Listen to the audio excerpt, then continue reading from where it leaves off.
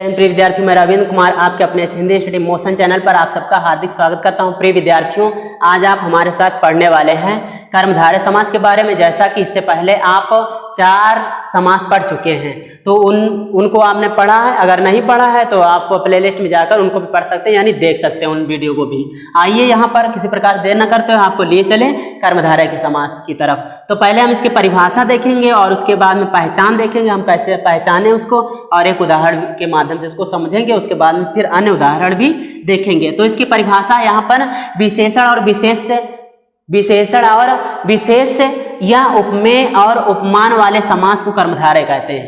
क्या कहा गया? एक पद विशेषण होगा, दूसरा विशेष्य होगा, या इसी को कहते हैं उपमेय और उपमान। तो मतलब क्या हुआ? एक विशेषण होगा। विशेषण वो शब्द होता है जो किसी की तारीफ, किसी की विशेषता बतलाता है, और विशेष उसको कहते हैं जिसकी तारीफ बतला रहा होता है। तो इसका मतलब ये क्या हुआ? यहाँ पर जहाँ कहीं ये कर्मधारय समास होगा, वहाँ पे एक तारीफ बतलाने वाला और जिसकी तारीफ बतलाई जा रही वो दोनों, यानी विशेषण और विशेष दोनों होंगे। अब इसी शब्द को दूसरे ढंग से बताया गया, कहा गया है कि उपमेय और उपमान। मतलब तो वही हुआ, उपमेय मतलब जिसकी उपमा दी जा रही है और जिससे उपमा दी जा रही है वो उपमान हो गया।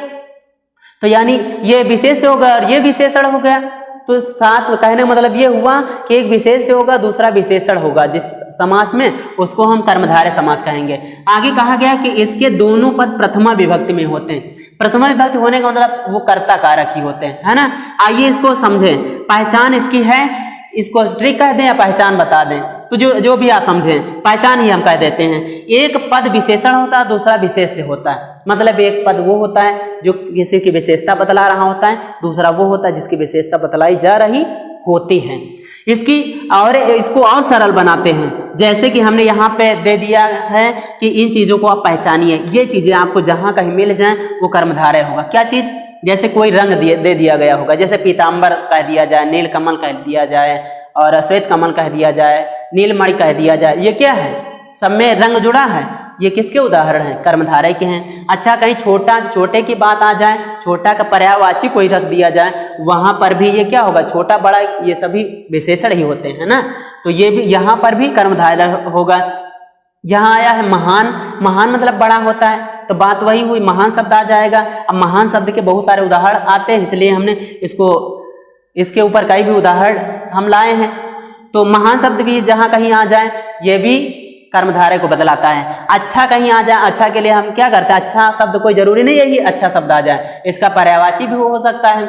जैसे सुपर्यायवाची होता है, पर्यायवाची यानी सुमाने सुंदर होता है, अच्छा होता है, वो जुड़ के किसी शब्द के साथ में वो कर्मधारय बना सकता है। जैसे बुरा के अर्थ में कु आ जाता है, जहां कहीं कु आ जाएगा यानी बुरा का अर्थ दे रहा होगा, वहां पर भी ये कर्मधारय समास होगा। आइए हम पहले एक उदाहरण देखते हैं, उसके बाद में बहुत से उदाहरणों के माध्यम से हम सीखते हैं और उसको समझ लेते हैं। जहां उदाहरण दिया गया है कुमार्गा। क्या दिया गया? कुमार्गा। ये कैसा है? ये इससे संबंधित है, बुरा से संबंधित है। तो यहाँ बताया गया कुमार्गा माने बुरा मार्ग। अब हिंदी में कहना होता तो क्या करते हैं? कुमार्ग था, इधर आपका समास और इधर हम विग्रह कर लेते हैं, बुरा मार्ग कह देते सीधे। लेकिन हमको संकीर्ण करना, तो इधर अर्थ भी देख रहे हैं और साथ साथ में हम यहाँ पे विग्रह कर रहे हैं। तो हम क्या पहले की तरह से ही समास से विग्रह की तरफ जा रहे हैं। ये हो गया कुमार्गा, यानी जिसको कहते हैं बुरा मार्ग। अब इसी बुरा मार्ग को संस्कृत में क्या कहेंगे? कुत्सिता मार्गा। तो इस प्रकार से ये हो गया किसका उदाहरण? हो गया? कर्मधारय का हो गया। अब दोनों अर्थ दोस्तों ये दोनों के एक ही होते हैं, चाहे विग्रह को आप देखें चाहे आप समास को देखें, दोनों का अर्थ एक ही होता है। तो जैसा कि हम अन्य उदाहरणों को आप लोगों के सम्मुख प्रकट करते हैं, जिससे कि हम इसको और सरल तरीके से समझ सकें। आइए साथियों देखते हैं यहाँ पर उदाहरणों के माध्यम से। जैसा कि उदाहरण दे दिया गया है पहला वाला, घनश्यामा। कौन सा दिया गया है? घनश्यामा दिया गया है, और इसका समास विग्रह किया गया घन इव श्यामा। कैसे? क्योंकि घनश्यामा मतलब होता है बादलों के समान श्याम, तो इसका बादलों के समान। अब इसका हिंदी में करना हो तो सीधे यही वाला लिख देते। घनश्याम हिंदी में होता है तो उसका हिंदी में विग्रह हो जाता है काले बादलों के समान, सीधे थे। लेकिन अब यहाँ पे संस्कृत है घनश्यामा, अब इसका विग्रह करना मुझे, तो क्या करेंगे? इसको संस्कृत में लिखेंगे। जो चीज हम हिंदी में लिखे इसी चीज को यहाँ पे संस्कृत में लिख देंगे, इसका विग्रह हो जाएगा। तो क्या होगा? घन इव श्यामा हो जाएगा। यहाँ पर देखिए पहला वाला जो पद है घन मतलब बादल के समान, तो बादल के समान बताया गया है, तो ये हो गया विशेषण। और ये जो श्याम है, श्याम वर्ण, ये हो गया विशेष। तो एक पहचान बता दी गई थी ना कि कहीं पे रंग की बात आएगी तो वहां पे हो जाएगा कर्मधारय। अगला भी देखते हैं, कृष्ण सर्पा बताया गया। कृष्ण सर्पा का हो जाता है कृष्णा सर्पा यानी काला सांप। क्या होता है? काला सांप। आप देख रहे होंगे इसमें हो गया ये विशेषण, और इसमें आप देखिए काला, काला एक रंग हो गया, ये हो गया विशेषण। अच्छा आगे देखते हैं, कृष्ण सर्पा हो जाता है कृष्णा सर्पा, काला सांप। ऐसे ही यहाँ पर देखें नील कमलम है, नीला रंग आ गया, ये तो स्पष्ट हो गया ना। अब ये रंग हो गया, कमल तो विशेष से हो गया, और नीला जो है वो विशेषण है, तो यहाँ पर भी वही समास हो गया। अच्छा आगे बढ़ते हैं, ये जैसे देखें रक्तांबरम। रक्तांबरम, रक्त माने होता लाल, अंबर माने क्या होता है? वस्त्र भी होता है, अंबर माने आकाश भी होता है, तो लेकिन आकाश यहाँ पे लाल की नहीं बात की जा रही, यहाँ पर वस्त्र की बात की जा रही है। किसकी बात की जा रही है? रक्तांबरम। यहाँ पर देखिएगा थोड़ा त्रुटि हो गई है, इसको जरा हम सही कर लेते हैं। इस जगह पे लाल हो जाएगा अंबर। क्या हो जाएगा? लाल अंबर यानी लाल वस्त्र। ठीक है दोस्तों, तो ये हो गया रक्तांबरम का हो जाएगा लाल अंबर यानी रक्त अंबर। तो रक्त यानी ये हो गया विशेषण और पीछे वाला हो गया विशेष से। तो इस प्रकार विशेषण और विशेष का समास विग्रह हो गया। अगला देखें पीतांबरम है, इसमें पीला जुड़ा हुआ है, अब भी यही कर्मधारय हो जाएगा। इसका विग्रह क्या होता है? पीतांबरम का होता है पीतम अंबरम। क्या होता है? पीतम अंबरम होता है, तो यहाँ पर पीला होने के कारण इस जगह पर कर्मधारय समास हो गया। दूसरी बात और भी है कि एक उदाहरण ऐसा ही आप लोगों के सम्मुख आता होगा, पीतांबरा। क्या आता है? पीतांबरा। अब इसमें अंतर है, देखिए पीतांबरा यानी पीछे विसर्ग होता रा के बाद में, तो दूसरा हो जाएगा समास, और यहाँ पे पीतांबरम यानी रा के बाद में माँ आ रहा है, इस जगह पे कर्मधारय हो जाएगा। ये क्या अंतर होता है? क्योंकि यहाँ पर ये रंग की ही बात बतला रहा है, यहाँ पर ये कपड़े की बात बतला रहा है, पीले कपड़े की यानी पीतांबर वस्त्र, पीले वस्त्र की बात कर रहा है। और जहाँ पे पीतांबर की बात होती है वहां पर वो श्री कृष्ण का बोध कराता है, यानी पीतांबर धारी की बात, तो वहां पे बहुब्रीहि समास हो जाता है। तो इस बात को याद रखिएगा, पीतांबरम आ जाए वही नपुंसकलिंग वाला आ गया तो हो गया फिर यहाँ पे कर्मधारय, और पीतांबरा हो पुल्लिंग वाला आ गया तो हो जाएगा बहुब्रीहि। अच्छा बहुब्रीहि में होता, अभी यह पीतांबरा लिखा होता तो हम बहुब्रीहि में पढ़ा रहे होते, कहने होता बहुब्रीहि होता फिर, और वहां पे समास विग्रह इसका क्या होता है? चलो बताएंगे, चलो यहाँ भी बता देते हैं। उसका होता है पीतम अंबरम यस्य सः, पीला है अंबर जिसका वह, अर्थात श्री कृष्ण। तो इस प्रकार से आपको पीतांबरम मालूम हो गया, पीतम अंबरम पीला है जो वस्त्र।